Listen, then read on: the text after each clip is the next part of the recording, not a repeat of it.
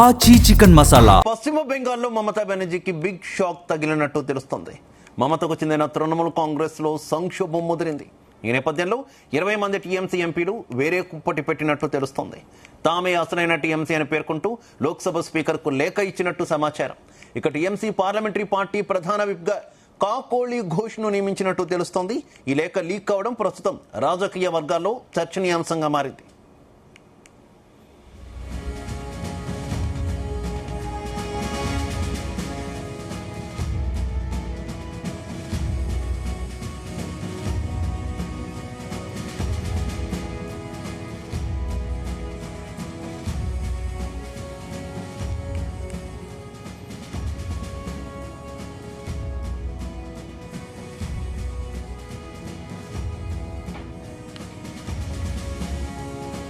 పశ్చిమ బెంగాల్లో Mamata బెనర్జీకి big shock తగిలినట్టు తెలుస్తోంది. మమతకు చెందిన తృణమూల్ కాంగ్రెస్ లో సంక్షోభం ముదిరింది. ఈ నేపథ్యంలో 20 మంది టీఎంసీ ఎంపీలు వేరు కుంపటి పెట్టినట్టు తెలుస్తోంది. తామే అసలైన టీఎంసీ అని పేర్కొంటూ లోక్సభ స్పీకర్ కు లేఖ ఇచ్చినట్టు సమాచారం. ఇక టీఎంసీ పార్లమెంటరీ పార్టీ ప్రధాన విప్ కాకోళి ఘోష్ ను నియమించినట్టు తెలుస్తోంది. ఈ లేఖ లీక్ అవ్వడం ప్రస్తుతం రాజకీయ వర్గాల్లో చర్చనీయాంశంగా మారింది.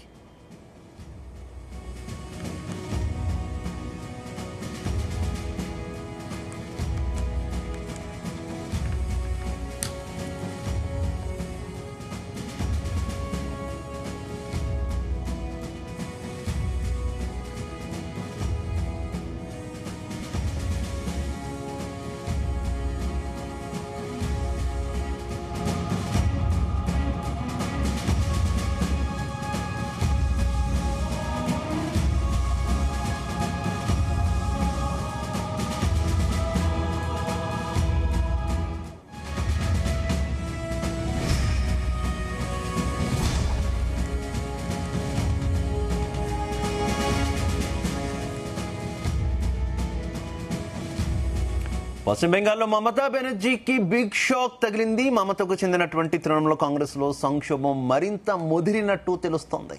ఈ నేపథ్యంలోనే 20 మంది టీఎంసీ ఎంపీలు వేరు కుంపటి పెట్టుకున్నారు. తామే అసలైన టీఎంసీ అని పేర్కొంటూ ఇప్పటికే లోక్సభ స్పీకర్ కు లేఖ కూడా ఇచ్చారు. ఈ నేపథ్యంలో టీఎంసీ పార్లమెంటరీ పార్టీ ప్రధాన విప్గా కాకోళి ఘోష్ ను నియమించినట్టు తెలుస్తోంది. ఈ లేఖ ప్రస్తుతం లీక్ కావడం రాజకీయ వర్గాల్లో తీవ్ర చర్చనీయాంశమైంది. పార్టీలో ఇంత పెద్ద చీలిక నేపథ్యంలో మమతా బెనర్జీ తదుపరి ఏం చేయబోతున్నారు అనేటటువంటి చర్చ నడుస్తున్నటువంటి పరిస్థితి. ఇప్పటికే మమత ఏర్పాటు చేసినటువంటి భేటీలకు ఈ 20 మంది ఎంపీలతో పాటు చాలా మంది ఎమ్మెల్యేలు కూడా హాజరు కాని పరిస్థితి. ఇక తమదే నిజమైన తృణమూల్ కాంగ్రెస్ అంటూ కూడా ఇప్పటికే చీలిక వర్గం ఆరోపిస్తున్నటువంటి సిచ్యువేషన్. ఈ నేపథ్యంలో పార్టీ పూర్తి స్థాయిలో చీలిపోతోందా? మమతా బెనర్జీ ఇప్పటికే కాంగ్రెస్ పార్టీతో కూడా సంప్రదింపులు జరిపారనేటటువంటి వార్తల నేపథ్యంలో మమతా వర్గం కాంగ్రెస్ లో విలీనమయ్యేటటువంటి అవకాశాలు ఏమైనా ఉన్నాయా అనేటటువంటి చర్చ ప్రస్తుతం దేశవ్యాప్తంగా కనిపిస్తుంది. ఎన్నికల్లో ఓటమి తర్వాత మమతా దీనికి పూర్తి స్థాయిలో చొక్కెదురైందని చెప్పుకోవచ్చు.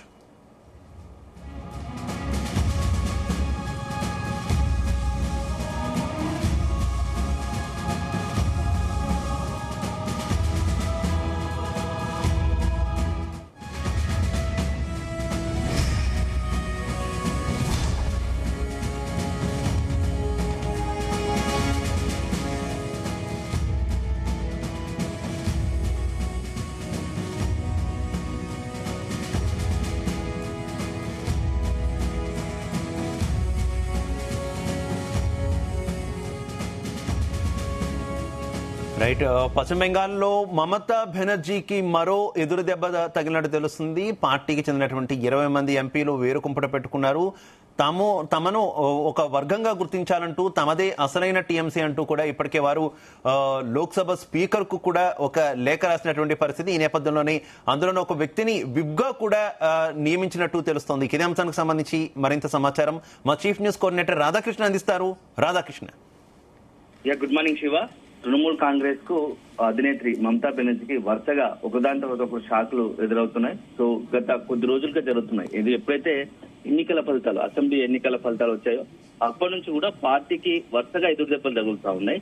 సో ఇప్పుడు తాజాగా కూడా లోక్సభ ఎంపీలంతా కలిసి దాదాపు మొత్తం తృణమూల్ కాంగ్రెస్ నుంచి 29 మంది ఎంపీలు పార్లమెంట్ లోక్సభలో ప్రాతినిధ్యం వహిస్తున్నారు. అందులో 20 మంది ఎంపీలు అంతా కూడా సంతకాలు చేసి అసలైన టీఎంసీ తమదే అని చెప్పి పేరు కోరడం, దాంతో పాటుగా తమలో ఒక నేతను కాకాలి ఘోష్ ను తమ నేతగా విప్పుగా ఎన్నుకున్నట్టుగా, పార్టీ ప్రధాన విప్పుగా కాకాలి ఘోష్ ను నియమిస్తున్నట్టుగా ఒక లేఖను స్పీకర్ కు రాయడం, అది ఇప్పుడు బయటకు రావడం సంచలనంగా మారింది.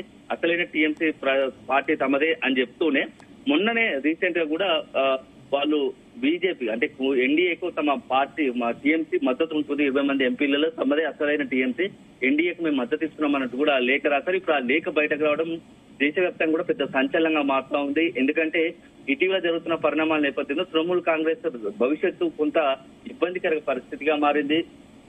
తృణమూల్ కాంగ్రెస్ అధినేత్రి ఢిల్లీలో ఉంటున్నప్పటికే ఎప్పుడైతే ఢిల్లీలో ఇండియా కూటమి సమావేశం పాల్గొనడం ఢిల్లీ వచ్చిందో, సో దానికి ప్యారలల్ గా మరోవైపు అదే ఢిల్లీలో ఒకవైపు లోక్సభ ఎంపీలు, మరోవైపు రాజ్యసభ ఎంపీలు వరుసపెట్టి మమతా బెనర్జీకి ఊహించినట్టుగా షాక్ ఇస్తున్న పరిస్థితి కనబడుతోంది.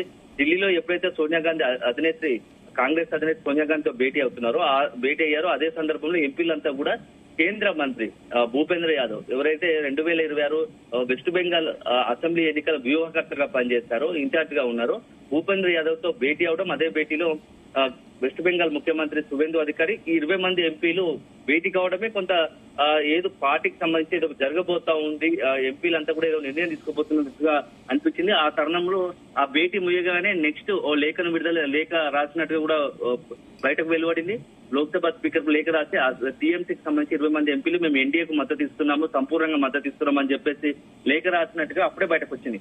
కానీ ఇప్పుడు తాజాగా కూడా ఆ లేఖలో ఉన్న వాళ్ళ పేర్లు, అదేవిధంగా సంతకాలతో కూడినటువంటి స్పీకర్ రాసినట్లు లేఖ బయటకు రావడం మాత్రం పెద్ద ఎత్తున సంచలనంగా మారుతోంది. సో మొత్తంగా ఇప్పుడున్నటువంటి పరిస్థితిలో 20 మంది ఎంపీలతో కూడినటువంటి ఒక లేఖ, వారి సంతకాల దస్తూరితో కూడినటువంటి లేఖ బయటకు రావడం మాత్రం కొంత తృణమూల్ కాంగ్రెస్ లో ప్రస్తుతం ఉన్నటువంటి జరుగుతున్న పరిణామాలను ఒక రకంగా బయటపెడుతుందని చెప్పవచ్చు. ఇందులో ఇప్పుడు ఉన్నటువంటి వారిలో ఒక రకంగా మొత్తం 20 మంది ఎంపీలు, తృణమూల్ కాంగ్రెస్ సంబంధించిన ఎంపీలో కాకాలి ఘోష్ దస్తీదార్ ఒకరున్నారు,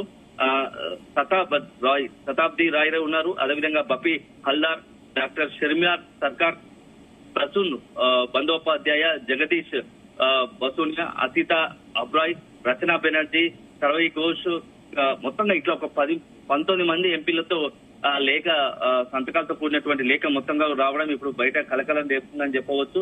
సో ఇప్పుడున్నటువంటి పరిస్థితుల్లో తృణమూల్ కాంగ్రెస్ రాజకీయ భవిష్యత్తు ఏమవుతుంది? ఒకవైపు ఏమో ఇప్పటికే రాష్ట్రంలో, వెస్ట్ బెంగాల్ రాష్ట్రంలో తృణమూల్ కాంగ్రెస్ సంబంధించిన ఎంపీలంతా కూడా 58 మంది ఎమ్మెల్యేలు, ఒకవైపు అసెంబ్లీకి సంబంధించిన ఎమ్మెల్యేలంతా కూడా 58 మంది ఎమ్మెల్యేలు రితప్రతాప్ బెనర్జీ ఆధ్వర్యంలో అసలైన టీఎంసీ తమదే అని చెప్పేసి అక్కడ అసెంబ్లీలో స్పీకర్ కు రాయడం ఒక రకం సంచలనం అయితే, ఇప్పుడు పార్లమెంట్ లో సంబంధించినటువంటి లోక్సభకు సంబంధించినటువంటి 20 మంది ఎంపీలు అసలైన టీఎంసీ తమదే అని చెప్తూ లేఖ రాయడం, ఇక మరొక వైపు రాజ్యసభకు కూడా సేమ్ ఇదే పరిస్థితి రాబోతున్నట్టుగా తెలుస్తోంది. 13 మంది ఎంపీల్లో 9 మంది ఎంపీలు ఇప్పటికే ఒక ఇద్దరు రాజీనామా చేయగా, ఇద్దరు రాజీనామా చేయగా మరికొంతమంది మాత్రం అసలైన టీఎంసీ తమదే అన్నట్టుగా కూడా రాజ్యసభ చైర్మన్ కు లేఖ రాసినట్టుగా తెలుస్తోంది. మొత్తం ఈ ఎంటైర్ పరిణామాలతో, తాజా పరిణామాలతో తృణమూల్ కాంగ్రెస్ ఏం జరగబోతోంది? తృణమూల్ కాంగ్రెస్ ఇప్పటికే నిట్ట నిలువున చీలిపోయిందా? ఒకవైపు మమతా పక్షము, మరోవైపు ఎవరైతే చీలిక వర్గం ఉందో, అయితే ఇక్కడ మొత్తం చీలిక వర్గమే డామినేట్ గా మొత్తంగా 70% పైగా ఎంపీలు కావచ్చు, అదేవిధంగా ఎమ్మెల్యేలు కావచ్చు, లోక్సభ రాజ్యసభ ఎంపీలు కావచ్చు, అదేవిధంగా అసెంబ్లీకి సంబంధించిన ఎమ్మెల్యేలు కావచ్చు, 70% పైగా కూడా ఎవరైతే ఉన్నారో రెబల్ వర్గం వైపే ఉండడం కూడా ఇప్పుడు కొంత సంచలనంగా మారింది. సో నిజంగానే కనుక ఇప్పుడున్నటువంటి పరిస్థితులు లోక్సభ కావచ్చు, అసెంబ్లీ స్పీకర్ కనుక అసలైన టీఎంసీని వీళ్ళని గుర్తిస్తే మాత్రం అప్పుడు మొత్తం ఎంటైర్ వెస్ట్ బెంగాల్ రాజకీయ ముఖ చిత్రమే మారిపోతోంది.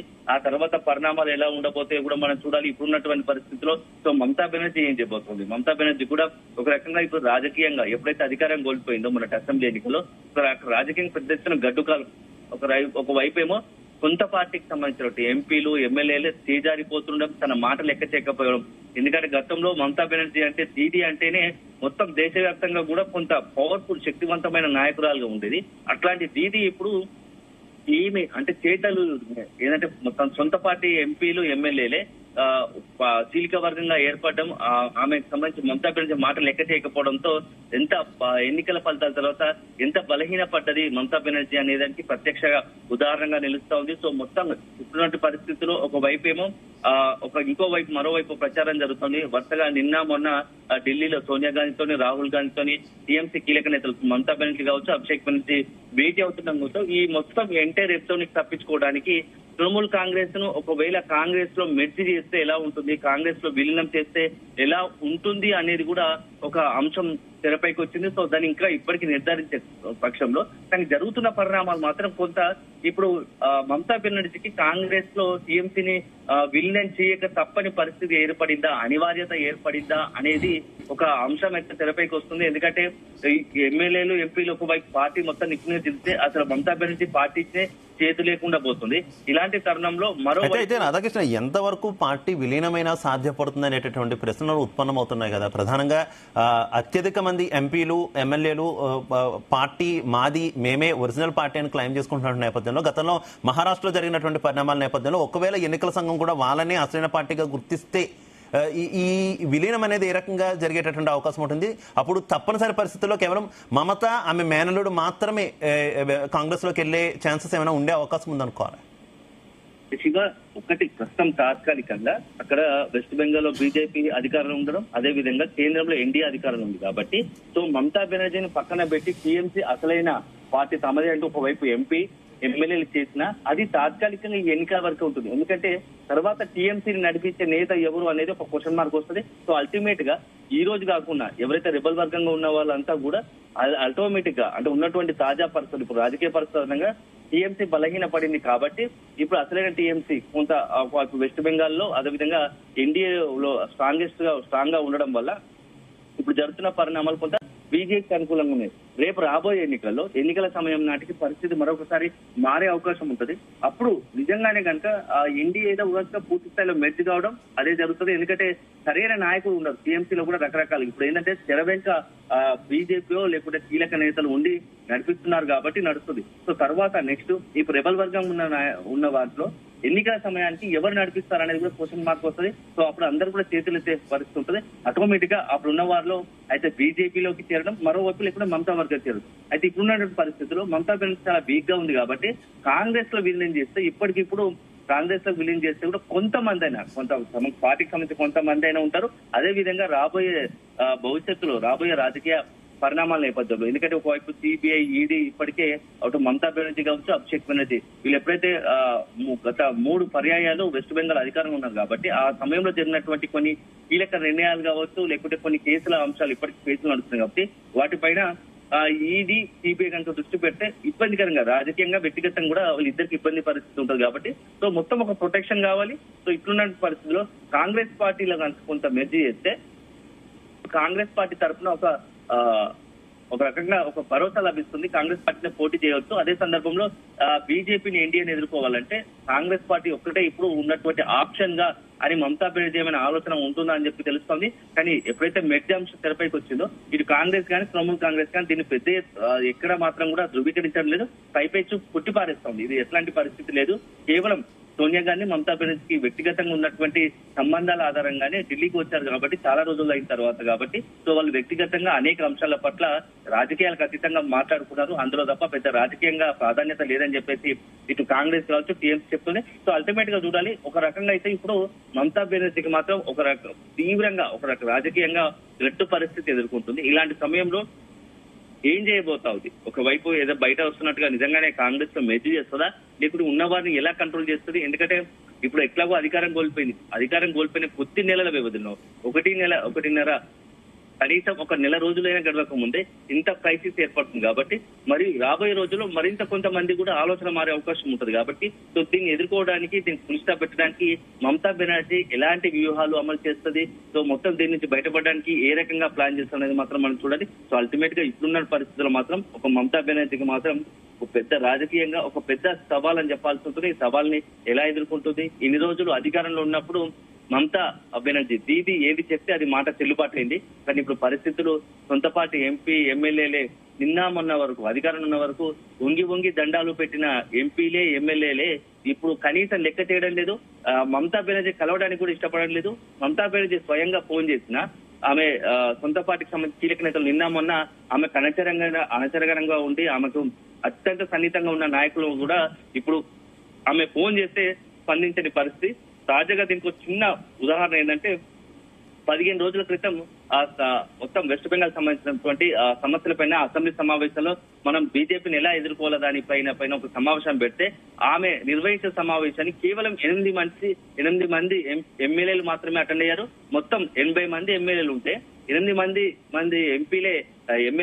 ఎమ్మెల్యేలే హాజరయ్యారంటే ఎంత పరిస్థితి ఎలా ఉందో ఒకసారి ఆలోచించుకోవాలి. సో మొత్తం ఎంటైర్ ఈ పరిస్థితి చూస్తే మాత్రం మమతా బెనర్జీకి చాలా ఇబ్బందికర పరిస్థితులు రాబోతున్నాయా అనేది మాత్రం మనం ఒకసారి గమనించాల్సి ఉంటుంది Shiva. Right, okay, thank you.